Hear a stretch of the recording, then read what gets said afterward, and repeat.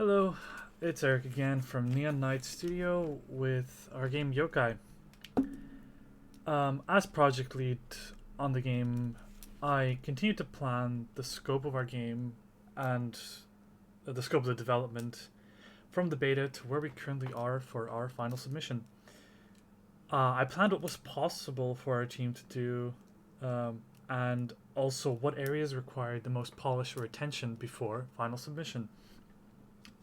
Moving forward from that, I continued organizing regular meetings and stand-up meetings during the week, during every week, to make sure that I reviewed everyone's work and that everyone was on track and that we were able to finish development in time for the submission deadline. I also made sure that the whole team was on the same page and I made sure that everybody was informed of the overall progress of the project.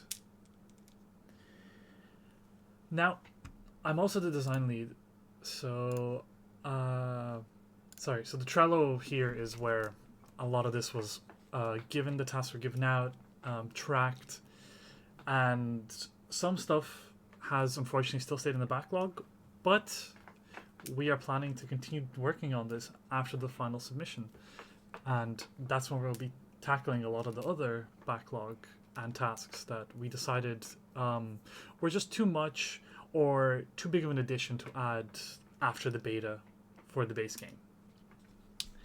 Now, I was also the designer for most of the game, lead designer, with a little bit of input from the rest of the team on some matters, just to gauge everybody's opinion. And two major things that were added from the beta were the two new phases for the second boss and the third boss, as we only had the first phase of both those bosses in for the beta. So here quickly to explain, the boss that is a robot turns into a very large robot, a giant robot that is bigger than the arena itself, and we did that to give a sense of scale and sort of a cinematic fight for the players to enjoy. In this boss phase, you will have to destroy both of the arms of the boss and not the actual body of the boss, as it will be attacking you with both of them, which both have their own health bars, and the moveset will change depending on which arm is destroyed first. The arms are categorized as a melee arm and a ranged arm just for the sake of certain attacks and for clarity, easier clarity to know which arm is which, as the moves will change.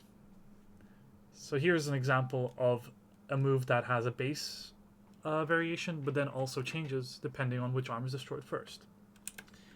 And here are two other attacks that get added depending on which arm is still alive for the rest of the fight. Now, also, the third boss had a lot of new things added to her. We wanted to emphasize speed and skill in this boss fight, so a lot of the attacks in this boss are quick telegraphs and based on learning the pattern of the boss. She's quite evasive and has many large hitting attacks that you need to be prepared for and know the tells for before they go off. We wanted this to feel like an actual challenge for the players so that it wasn't too easy, but we also wanted not to make it extremely difficult so that most players couldn't beat the game. And also, I also was in charge of a lot of the balancing and deciding what areas of the game needed adjustment or tweaking since the beta and after the feedback that we have gotten since that milestone. It wasn't. There were some things to do with some enemy healths and also the speed of certain animations once more, just to make everything feel a lot smoother and crisper. Also, as I wrote the original first script for the beta, I continued to write and add more dialogue and also changed and tweaked a lot of the existing dialogue to make the dialogue a bit more streamlined and fluid, and to not take away from the gameplay as much.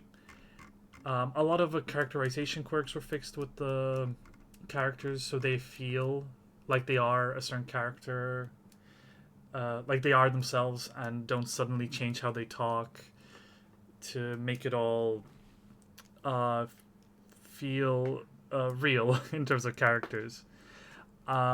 More dialogue was also written for the phase transitions for the bosses, so there wasn't just a big stop in between and suddenly, oh, big phase change.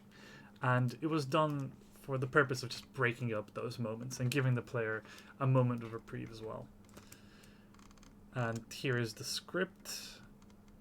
I'm kind of going through it, but it's fully implemented and has been tweaked a few times. As for the final submission, that concludes all the work that I've done, not counting all the minor tweaks and balancing issues and other things that may have been done within the game. This concludes the final submission developer walkthrough, and I thank you for your time.